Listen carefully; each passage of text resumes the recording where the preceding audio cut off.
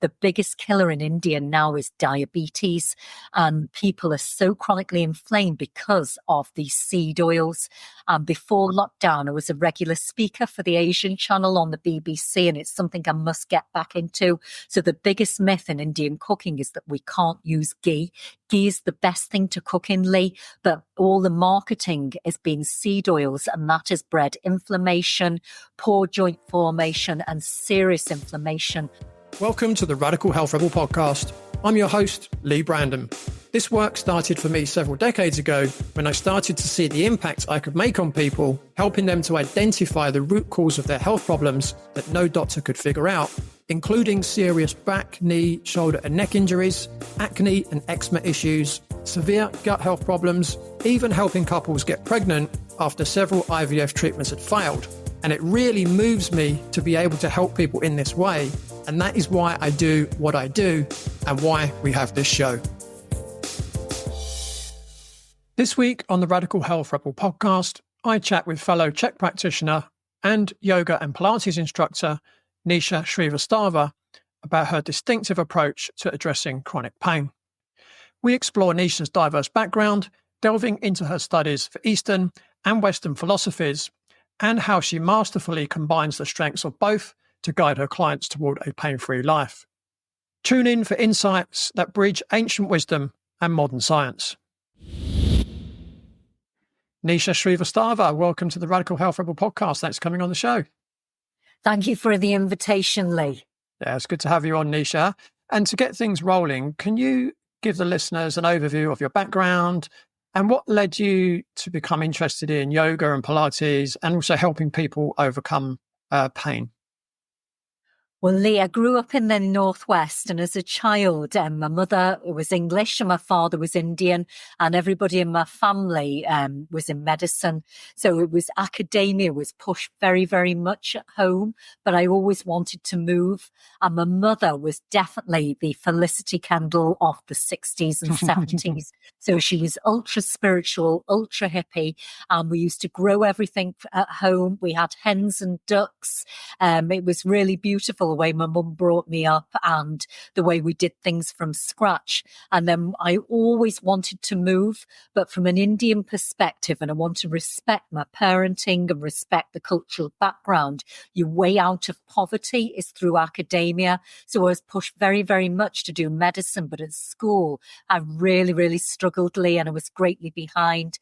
And when my parents got divorced at the age of 16, I had the opportunity then to go to dance college and move and be artistic and express my true inner self. Lovely, lovely. So what happened? So how long did you study dance for? I studied dance at college for 3.5 years, and that was all the main theatrical things, ballet, tap, modern and jazz. And after that, I opened a dance school, a dance and drama academy. And I had 3 branches, which I then ran for about 17 years across the Northwest. And we did shows, for different charities. We did festivals. And, at that time, Lee, there was no internet, there were no phones, there was no social media. And it really was true connection. And then from there, I went into Pilates really and yoga. And it was really when I went into Pilates and yoga that real, holistic thoughts and holistic lifestyles started to equate as I started to come across other people in the holistic business. So what year did you, so at some point your dance schools must have closed, right? Yes, they did. Or you sold them or whatever. Yeah, I'm 53, Lee, and I closed my dance schools when I was 37. So when I was in the dance world, I was also teaching things like exercise to music, step aerobics, and I was going to fitness conventions. And I actually came across Paul CHEK in my early 20s when I was working at Loughborough. And there used to be another famous fitness convention run by an Australian gentleman who was running leisure clubs and gym clubs in London called Daryl Preston. And he had have something called the Fitness Forum, which was running in Maidenhead. So I came across Paul CHEK. I was working at Loughborough, going to Maidenhead Convention. But at that time, Lee, I wasn't ready to acknowledge the information. So I used to go to all Paul CHEK's lectures, but I just couldn't take it in. I was that fog brain. And then later on in life, as I became clearer and as I became healthier, I started to question more in life. And that's really when the question crossover came. Yeah. It's interesting because, would that have been Fit Pro at Loughborough? Yes, it was Fit Pro. I mean, we're talking a long time ago. Yeah. Lee. Yeah. It's interesting because I would have been there.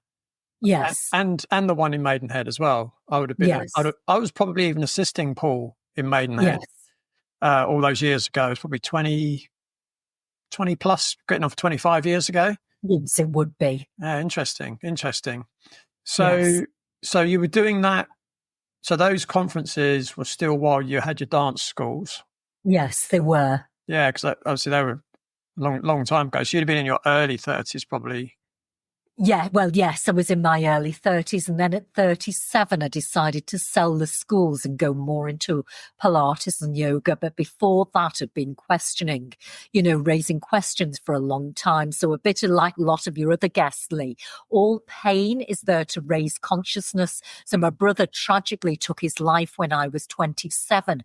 And I hate to say it, Lee, but that was the biggest awakening because everything happens for me. Nothing happens to me.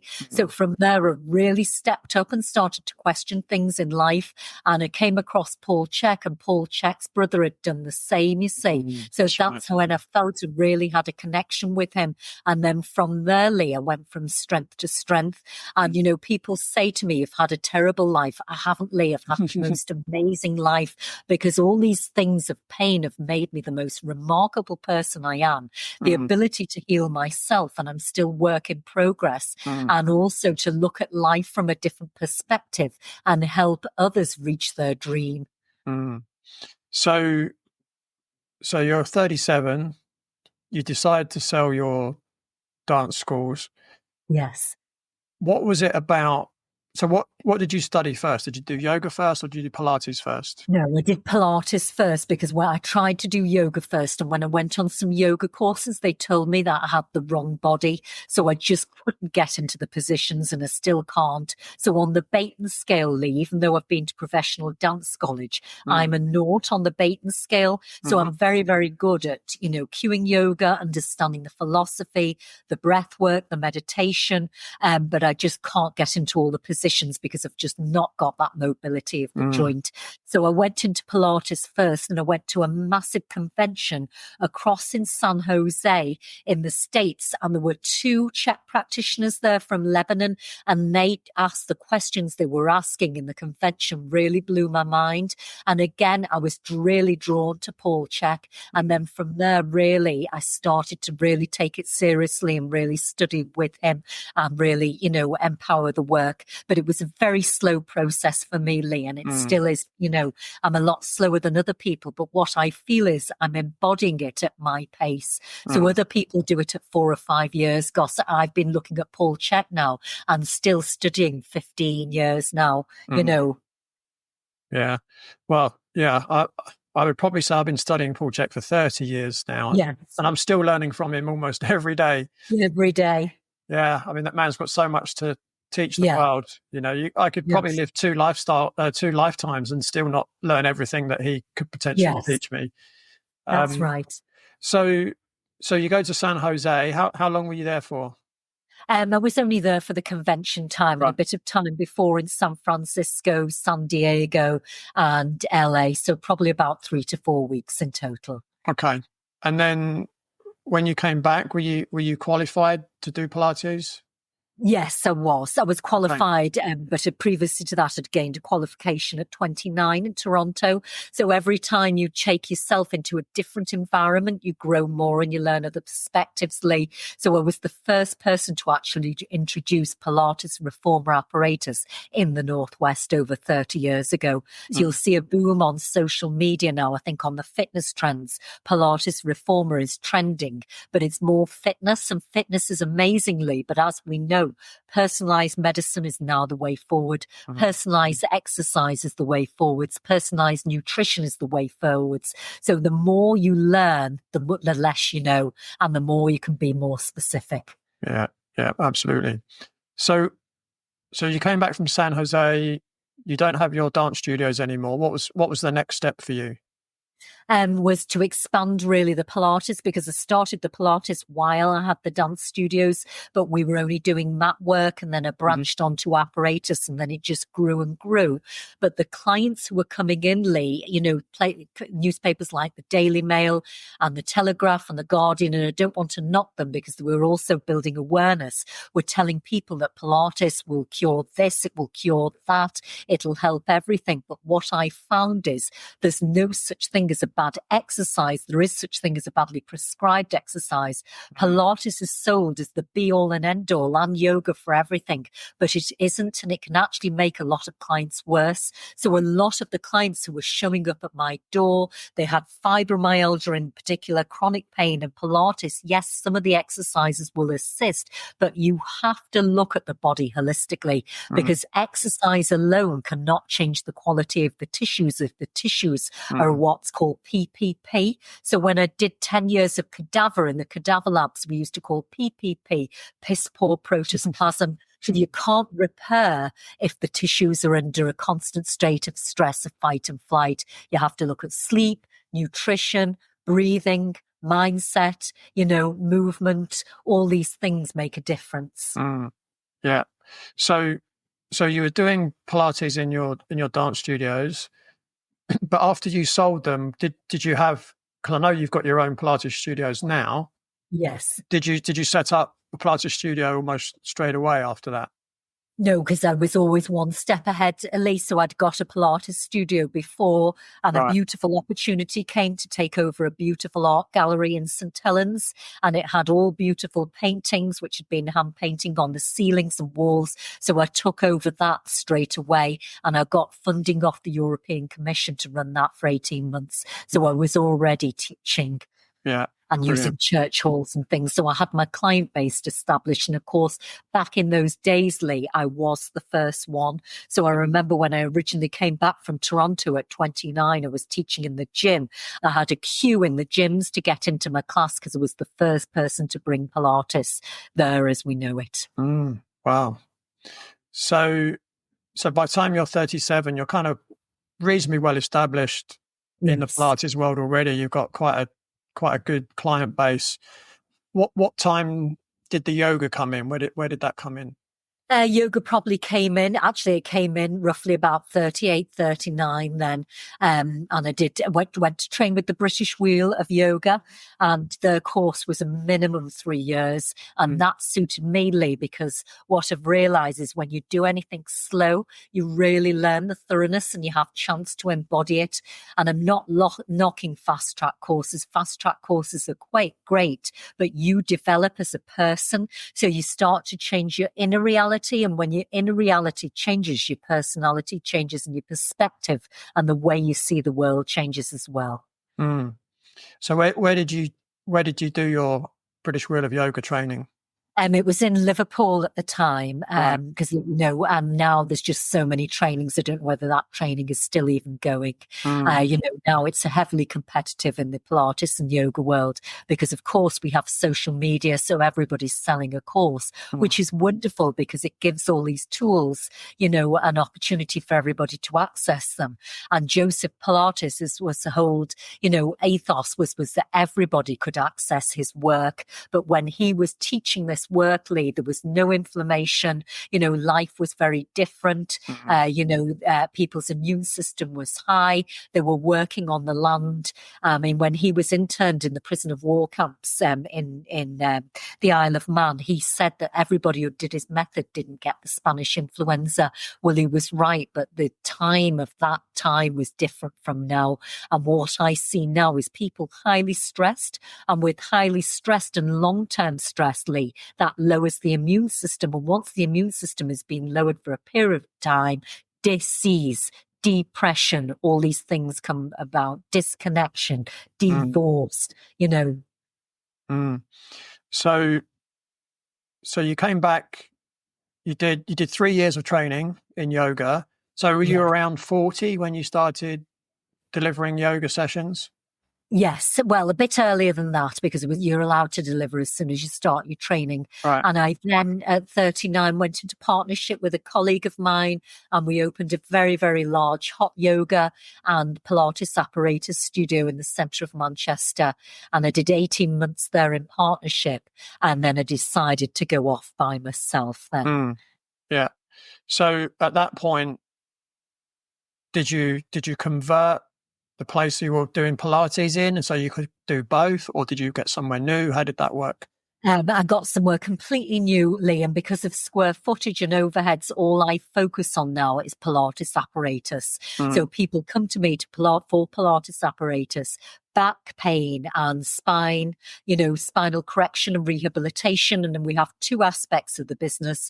We have where people just come and they want to do the apparatus. And we also have a chronic pain side, because you and I both know we all want the quick fix, but it takes a minimum of 1 year, Lee, to even get into the flow state and to even really see change with people. So, health and well-being is a whole, way of living for life, not just for a 3-month, 6-month or 12-month course. Yeah, gotcha. So do you still deliver yoga now, or is it purely Pilates? Not really, Lee. Now I teach fusion. I'd say fusion of everything. So now the whole industry is going more shamanic, and people are doing drumming, ecstatic dance, shamanic, kambo practice, ayahuasca. So my studio is more on the clinical Pilates and rehabilitation, but the way the spiritual community is going more down the shaman line. So at the weekend now I practice. I go and practice. I don't teach it because I want it to be my self-practice. I go to ecstatic dance. I'm going to drumming this weekend. I go to movement meditation. And that really gives me the creativity in my business, and also the creativity to think differently, because I always want to change, Lee, because we are all where we are because of our belief system. And if we change our belief system, we get different results. And that's what I'm working on at the moment. Yeah.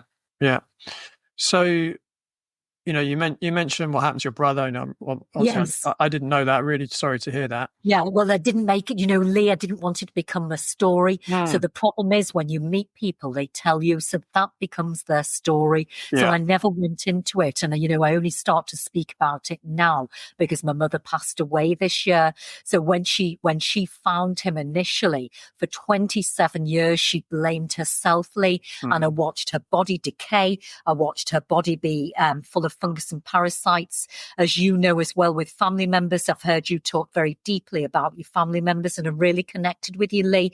I forced my mother to have CHEK coaching because I wanted to heal her, because I wanted her to be what I wanted her to be. But she only stuck at it 2 or 3 weeks, and then the CHEK practitioner gave the money back because it was me wanting her to change. And she was stuck, and she embodied that whole pain and that whole suffering, Lee. And she had a brain hemorrhage this year.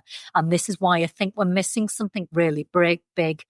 Sorry, my voice will go. She had a brain hemorrhage on the 18th of April this year, and that was the date my brother took his life 27 years ago, Lee. So I know how it embodies and how we're connected to the spiritual level.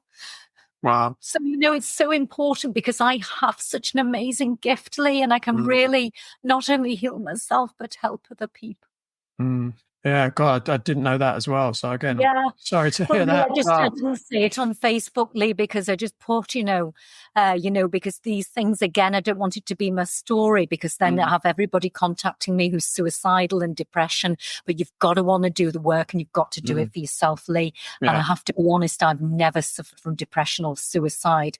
And I get myself up and I go to work and I go to the gym because I want to go now onto IMS 4 and IMS 5, and I want to reach my potential with Paul CHEK. So nobody's going to do the work for me, Lee. I've got to do it myself. And you've got to rise above your environment, Lee. Where I live in St. Helens, it's amazing. But you've got to reach out and find those people on the internet, on podcasts, through library books and things, who are doing better than me, who've got more knowledge.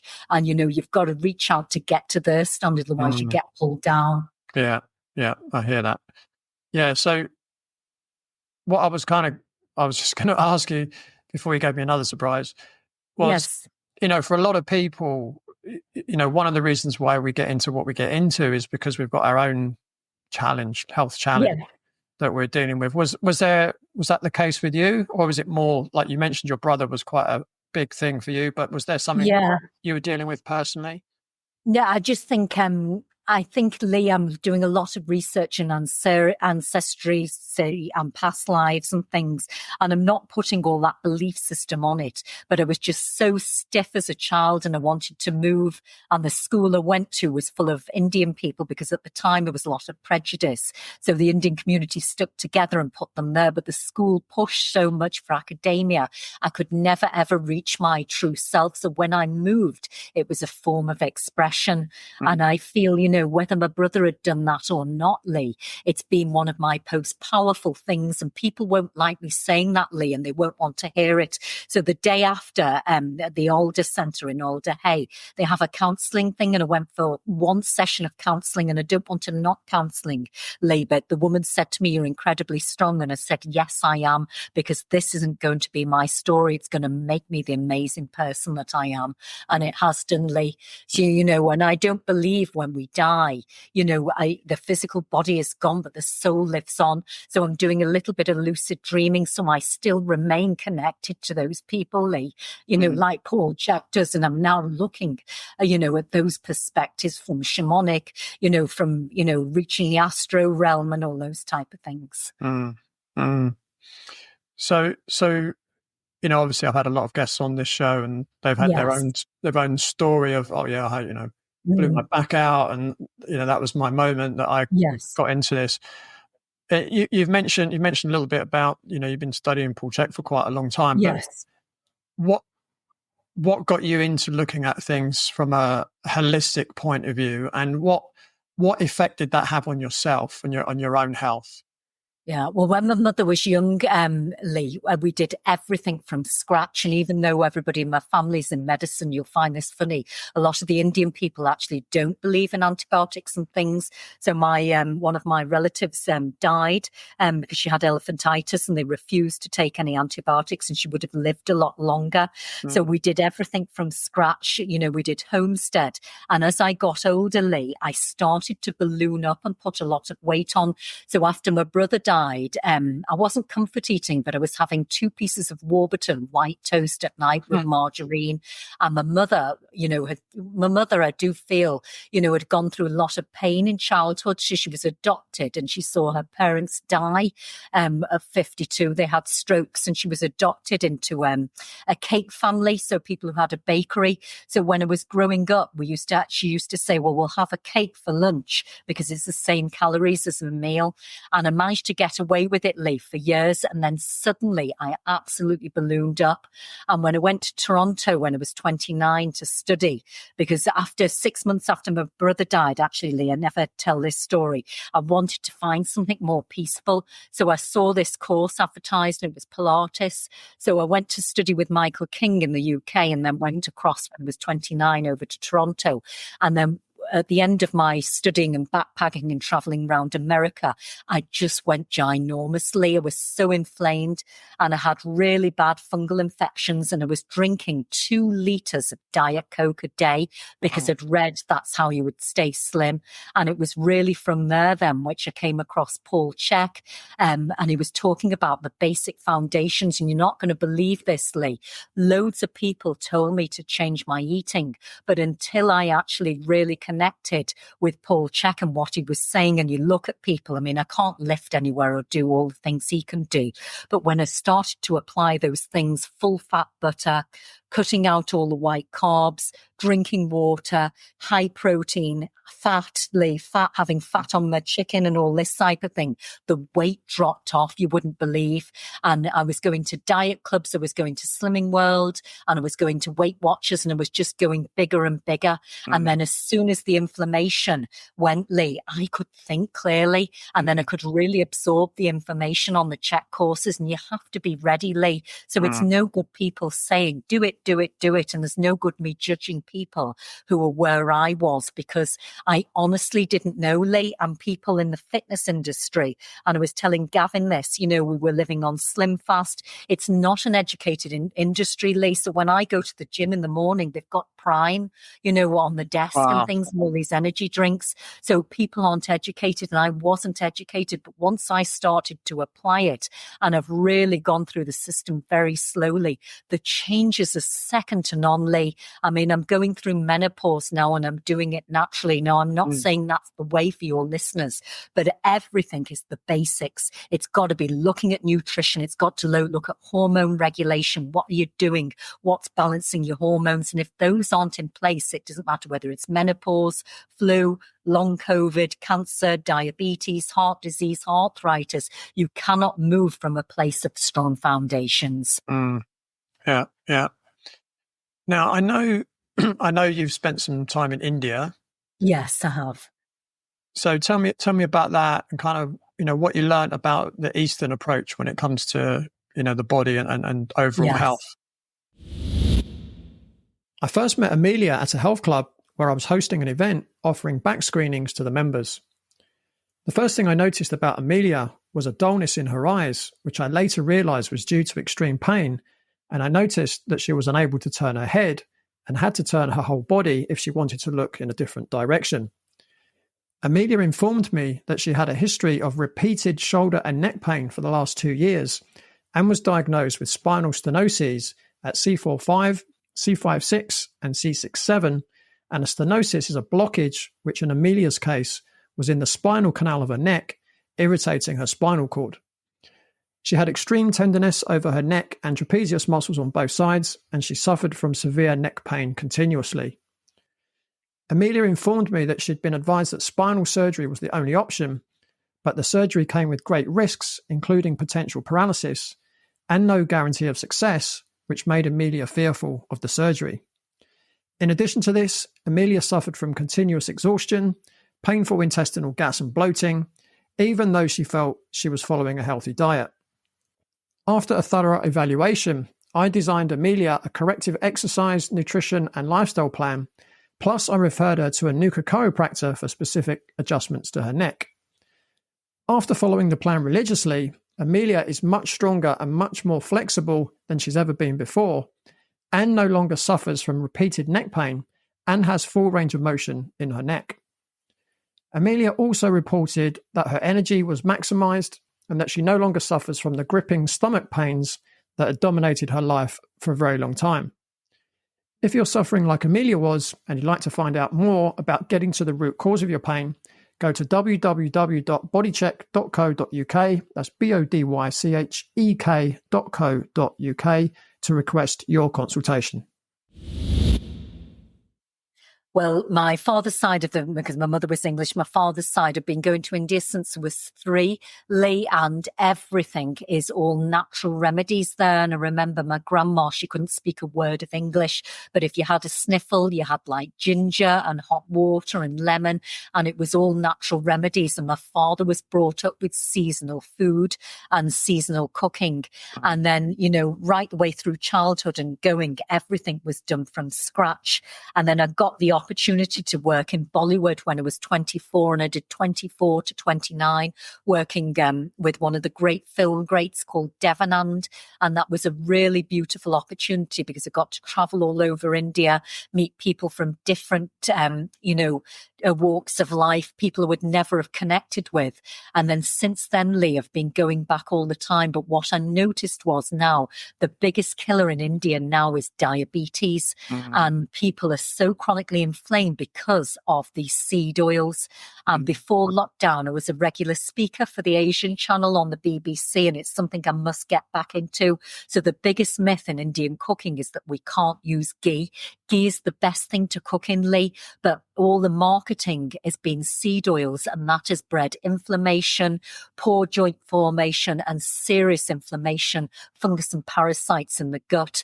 So last year when I went was the first time I came back inflamed, and definitely the way they do the wheat is different now. The milk is not, it wasn't cow milk. It never got inflammation. I never had IBS or anything from anything there. And now I notice the difference. So you really have to be prepared and shop wisely there. But India has really taught me so much, Lee, because when my brother died, we had him cremated and we took the ashes back to the Ganges. So half the ashes went to the Ganges and half went to Liverpool Football Club because he was a Liverpool supporter.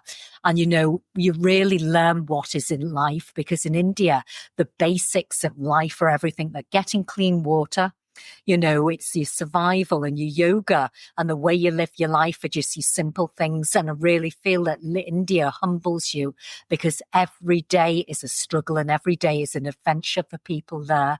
And it really makes you realize how much we've got in the West, that how we are seeking happiness, but the happiness lies deep within our health, because you can't be happy, Lee, if you haven't got your health. And as we know, eventually the soul wants to leave the body when the body becomes so inflamed. My mother was so ill when she was, when she had that brain hemorrhage, and she was like me. I definitely get my stubbornness from her. I had the amazing opportunity to spend 10 days with her when she was on end of life after the 18th, and then she died, on the 28th. And I'm convinced that was because of the morphine overdose, because while she was dying, I was doing shamanic rituals, drumming, I was doing frequency work and things. The fungus and parasites was riddled in her body, and her body was in so much pain, the soul decided to leave. But you really learn, Lee, I'm so strong, because really, yes, it's a tragedy, but it's a tip of the iceberg to what other people go through in the rest of the world. So, everything is your perspective. So if I can turn this perspective around, which I have done since I was 27, Lee, you can really reach, amazing heights with what you think, what you do, how you behave, and how you react. Yeah. So you mentioned you mentioned a bit about the diet in India. Yes. Was there, I mean, you mentioned also, spending time in India made you grateful for what we have here. Yes. Is there anything else that you learned from kind of let's call it the Eastern philosophies? Yes, I did, because I learned, Lee, that pain is your superpower. So, people there have nothing. They have no limbs. There's no NHS. And when you don't have all these amenities, you find a way, Lee. And one thing which is incredible, where there's areas of Goa, which I go to, and some of those people there were, not so much now, but years ago, I'd say if you go to more places like Kajaro, which is where all the I'm trying to think of the word, the Kama Sutra statues and things were, and it was actually the British who made those statues come down, Lee. So where all the Kama Sutra statues were, most of those people are illiterate. They can't read or write, but guess what? They're fluent in 6 to 7 languages. So there is always a way, Lee. If you want to do something in life, if you've got no money, you can find a way. And India has definitely given me adversity. It's given me different perspectives of looking at life. It's also showed me now that India has become so westernized, particularly during COVID. I mean, China and India are now super worlds, but, the damage which is being done there, people are too much on the internet, Lee. You wouldn't believe all the holy people are all on the internet all the time. Everything's an app. They've got worse problems there now because they seek the West and we seek the East. So it's really given me a perspective, because when you come out of poverty, Lee, and this is something in the Chinese and Indian community, you crave materialistic things, and there's nothing wrong with that. I'm not knocking it, because when you come from the gutter, those things mean that you've got somewhere in life. But actually, when you climb that ladder, Lee, those things don't make you happy. The things which make us happy are connection to tribe and community, finding health in ourselves, building communities that can support each other and educate each other and look at different perspectives, because at a cellular level, Lee, we are all one. So we only become disconnected through our belief systems, which are religion, government, schooling, politics, medicine, but actually we're all one. And when we become one, that's when we, can grow in power. And if we all empower ourselves and all become leaders, Lee, we can't be knocked down. But if we're just one, it's a hard slog. Yeah. Well said. Well said. Obviously, I know one of the things that you do, like I do, you help people that are in physical pain. Yes. If someone come to see you that was in pain, what kind of things would you potentially offer them? What would be on the table for them? Attention, all radical health rebels. Are you ready to uncover the truth the authorities don't want you to know? We've just launched our Radical Health Rebel channel on Rumble. Here's the deal. We're bringing you the first half of our subscriber-only episodes for free. That's right, free access to the hard-hitting, eye-opening conversations that dig into the topics mainstream platforms won't touch. Whether it's cutting-edge health insights, exposing hidden agendas, or sharing tools to thrive in challenging times, this is your chance to stay informed without subscribing to the podcast. Tune in on Rumble to keep track of what's really going on in the world and join a growing community of truth seekers. Don't miss out. Search Radical Health Rebel on Rumble and start watching today. Because knowledge is power, and it's time to take yours back. Well, first of all, Lee, I take them through a 40-minute consult to see on a scale of 1 to 10 how willing they are to participate in order to get rid of the pain. Because probably like you, Lee, people have spent a fortune, not only a fortune, but many hours, many days, many, weeks having time off work and going to see all different therapists. So they've really got to be willing and really be at a 7 or 8. Mm-hmm. They then have to fill in a minimum of 2 weeks paperwork, and there is a lot of paperwork that I give because it gives me a full holistic perspective. So, you can see what the belief system is. If there's anything in their life which has happened, which they perhaps don't speak about, like, what I've said, I keep that in the background, which may be influencing the way they behave or the choices that they make. And then we then embark on a minimum of a 6-month journey, because you have to, first of all, start with the basics. And when I've tried to go too quickly with people, Lee, it doesn't work. So for some people, the first month might be drinking more water. For me, the people who come to me, it'll be very simple moves and really working with zone exercises and things to start with, so that we're starting to get energy, starting to change the food chain, because people are so depleted in energy. And this is what my mother was like. She was so depleted, she couldn't change. So you can't change until you've got energy. And in order to get energy, Lee, you've got to also start with your food, but start taking something off the plate. Look, where are you putting time in other places where you could be doing food prep or something, to help you? And I'm not just saying food prep is the only way. There's lots of ways, and then working together, Lee, and, everything is a personality. So, with a lot of the times clients and I will disagree in things, but what I'm trying to do is get clients to ask more questions, because the quality of your life is based on the questions. And when you get vitality, Lee, you can really look at the digestive system, the elimination system, detoxification, your limbic, your emotional, your hormone system, and then you have the energy to change. What do you do if someone comes to see you, they're in pain, they've possibly, like you explained, they've seen many other people, probably spent lots of money, certainly have spent lots of time, and they say, what do you mean I've got to fill all these forms in, right? So someone who perhaps maybe doesn't have that paradigm in their head that actually it's down to me. Yeah. Like, what do you do with people like that? Well, when I first started as a practitioner, Lee, that very happened. So we would sit together and go through it, because when I had brain fog, I wouldn't be able to do all those forms. And I remember on HLC3, there was one form where I couldn't do the graph because I just couldn't understand it. But now I've got the ability to understand it. So I always meet the client where they are, Lee, and you can always be helped. And, we have so much potential, Lee. We really do. We live at such a low vibrational level, but But unless you meet somebody who's going to give you a hand and believe in you and, assist you and coach you to reach your potential, you can't do it by yourself. And the importance of mentors and coaches are so important in this world. Yeah. So if you've got someone that was, like you say, like yourself, with brain fog and Yes. probably may have felt just overwhelmed filling in Yes. a lot of the forms. I'm sure a lot of the same forms that I use. Yes. Yeah. I mean, it's quite interesting. I would probably say 20% of people that contact me actually follow through and complete all the forms. Yes. Right. Which for me is a way of weeding out people. Yes. They're kind of disqualifying themselves from working with me because they're kind of saying, I'm not really ready to change. Right.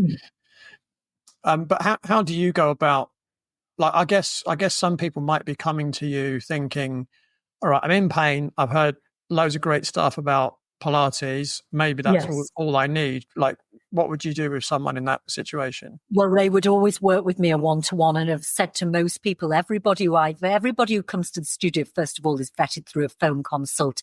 So a lot of the clients are not even suitable to go into Pilates, so they go into one-to-one, and they have to be ready for, to look at the body holistically. And if they're not ready, it won't work. And, not everybody, Lee, you'll see all the reviews online. If you put my name in Google, there are plenty of reviews of everything that's worked. You'll never see the negative, but people have left me where they've not been willing to change and where they've stayed in stinking thinking. But my argument is, Lee, if what you're doing is working, why is it you're still getting the same results? Because I learned the hard way. I mean, I was looking at a lot of people who I considered very high up, as listening to their information, but it wasn't working. So just because somebody said something, it doesn't mean it's true. So those people may go off. And when I see those people, Lee, years down the line, they're actually in more pain. And what the sad thing is, Lee, if we don't change, guess who comes knocking? The 4 doctors are Dr. Movement, Dr. Quiet, Dr. Happy, and Dr. Diet. If you don't do something with those 4 doctors, I hate to say it, Dr. Death comes, and once your body gets diseased and it just gets depleted, it just becomes, a breeding ground for fungus and parasites. And I've lost, not a lot of clients. I've lost, say, probably about 10 clients through different things, because you also have to have the power to take authority and question, Lisa. You have to be powerful to think, right, what I'm doing is going to work. I'm going to believe in it, and I'm going to take charge of my health. And that's why I said to you, Lee, I am in charge of my body. I can talk to you today, Lee, and you can give me information. But if I don't do anything with it when I go away or don't research it, nothing will change. Yeah, absolutely. Absolutely. Now, again, obviously, I know you've studied Paul CHEK's work quite extensively. Yes. So why do you think a holistic approach is the most effective way to alleviating chronic pain? John was a personal trainer and triathlete when he first came to see me, suffering from knee pain for which he'd received physiotherapy, which sadly hadn't proven to be successful. As someone who was passionate about his triathlon performance, John was at his wit's end about his knee, as it was preventing him from training properly. I performed a full assessment on John and gave him a corrective exercise program, and together we came up with a revised triathlon training plan in the short term, which included no running or cycling, plus some medium and long-term goals. John followed the program rigorously, and after 10 weeks, I reassessed John and upgraded his exercise program and added in some appropriate strength work in accordance with the progress that he'd made. Eventually, I gave John the all clear to start running and cycling again, and John slowly started to gain confidence in his knee and consequently increased his mileage, and was extremely pleased to find out that the knee pain not only went away, but never came back. In fact, in his first attempt after completing the rehab program, John managed to beat his 10K run time by 4 minutes. He put it down to feeling much more efficient in his running technique and having a much stronger core. John has gone on to complete many triathlons since all around the world, including Olympic and Ironman distances alongside world-class athletes. If you're in pain and it's preventing you from doing what you'd love to do, and you'd like to achieve great results like John, go to www.bodycheck.co.uk. That's bodychek.co.uk to request your consultation. Now, back to the podcast. Well, the holistic approach is the most effective way because that's the way it was done years ago, Lee. I mean, Hippocrates said all disease starts in the colon. So my experience is not just because of what somebody says, but what I've seen the results with the clients. So as soon as you become healthier, you think differently, you have more ability to help yourself. Guess what? When you help yourself, you help others. It's the ripple effect. We can actually change the world, Lee. So I listened to a stat, Lee, is that if it would take 10 years of us all practicing holistic diet and lifestyle to change the last 100 years. So it's not just myself, it's the damage to the planet. And I've seen it, Lee.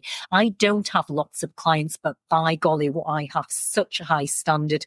And again, my mother dying on the 18th of April today, Lee, my power has gone through the roof since then.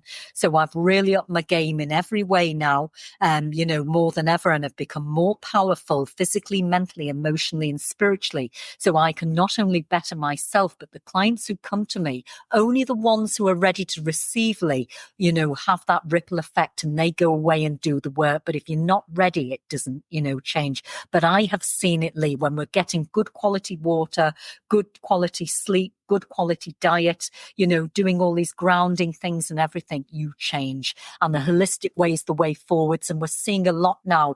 I'm just starting back in professional football because I had a break during COVID because of obvious reasons.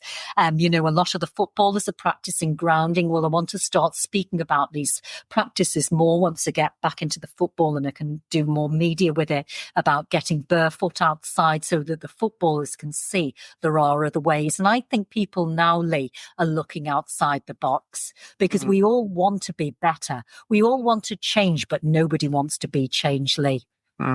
Yeah, absolutely. So from a holistic perspective, because you've mentioned a lot of kind of physical things. Yes. What do you do to help clients kind of on a mental, emotional kind of level?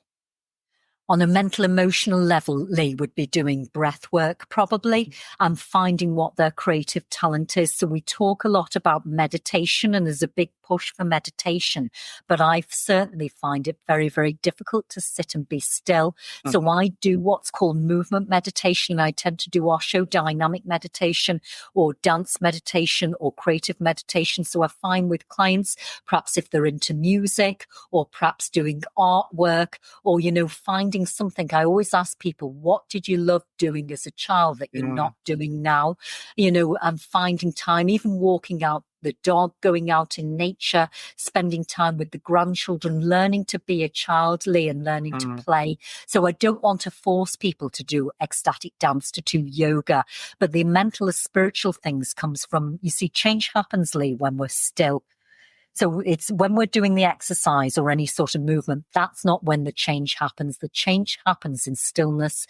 So if we can find stillness, that's the way forward. So I tend to do very, very basic 4-breath pattern because the 4-breath pattern forces people to inhale for 4. This is the box breath, hold for 4, exhale for 4, and hold the breath for 4. And when we when we help the client reach what their dream goal or legacy is, it might be to lose weight. It might, with most of my clients, it isn't lose weight. It's to get chronic pain free so they can go on an aeroplane, so they can get insurance and things.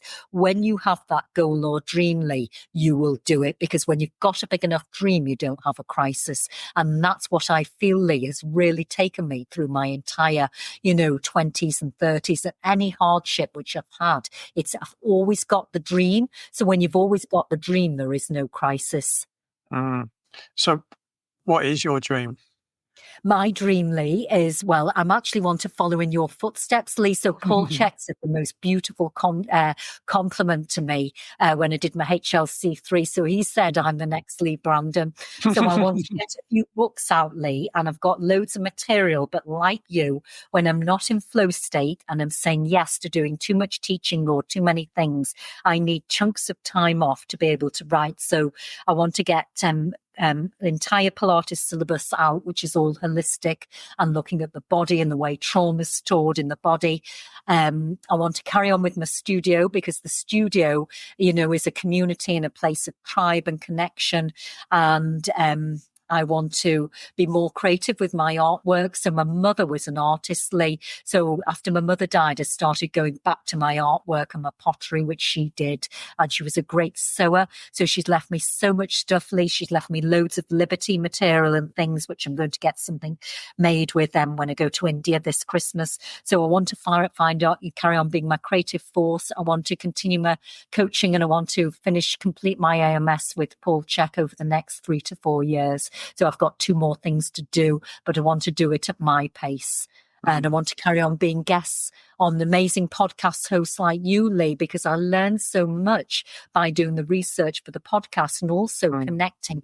And I want to be a better listener. That's the most important thing to me, Lee. They said when you learn to listen and you listen intuitively, the change comes when you learn to intuitively listen, because that's when I can change, because all the answers are there, Lee. We're already enlightened. We don't have to wait for enlightenment. We're already there. It's just we've got to do the work.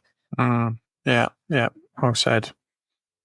So could you perhaps leave the listeners with 3 basic things that they can do to help them reduce or even eliminate their chronic pain? So first of all, Lee, the very, very basic is to look for a good water source. So I would say start with a Brita jug and start to filter your water with a Brita jug and aim for 1 to 2 litres of water a day, because that's enough for people to start with.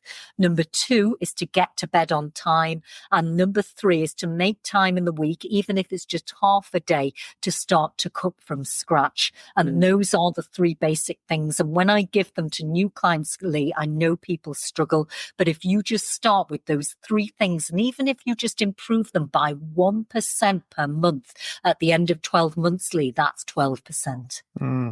Yeah. And when you say get into bed on time, what does that mean? Well, for me, Lee, I like to be in bed for 9, and I used to go to bed very, very late. And I realized that's why I was so overweight, because the cortisol was just through the roof. So when you look at the circadian rhythm is 10 till 2 is physical repair. 2 a.m. till 6 a.m. is cognitive mental repair. And then 6 a.m. till 12 midday is when we should have the highest releases of cortisol and energy. So I like to be in bed for 10 o'clock, winding down from 9, trying my best to get off devices, by 9:30. It should be a lot earlier than that, and do some wind down and really work on, repairing. And I know it's not possible for everybody, Lee. I have so many NHS and shift workers who come to me and their cortisol is through the roof because they're working shifts.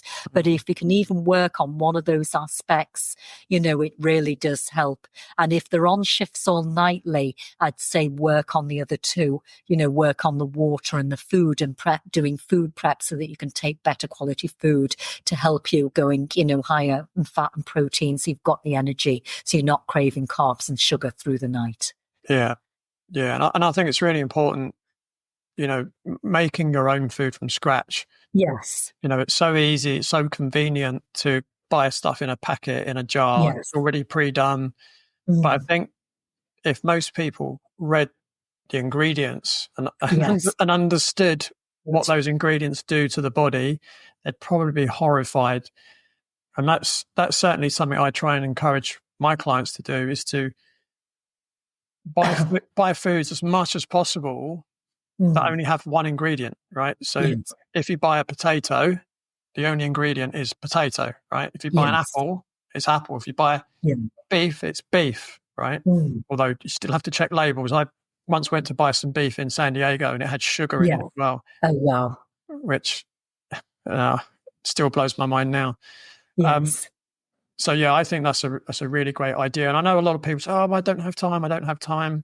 Yes.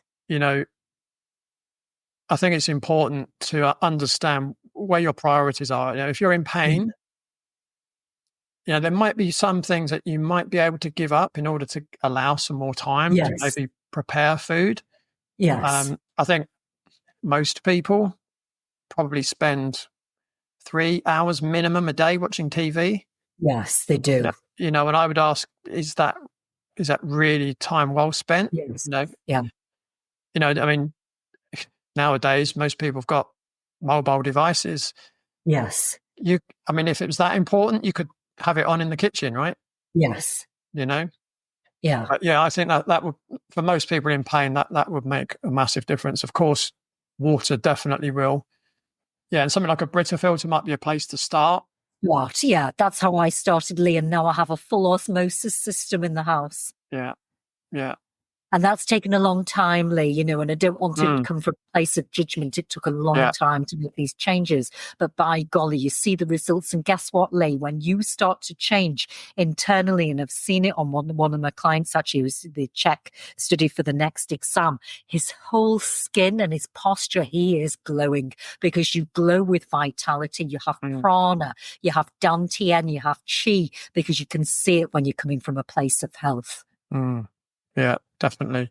Yeah. And talking about change and the speed of change, I remember it took me about a year to go from, so I would have, gluten containing grains every day for lunch and dinner, and sometimes probably breakfast as well.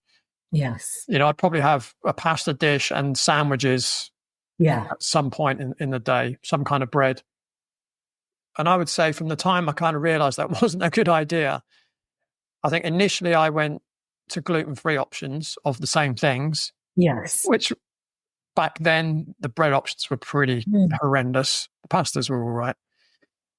And it probably took me from going from full-on gluten to no grains at all. That probably took me a year.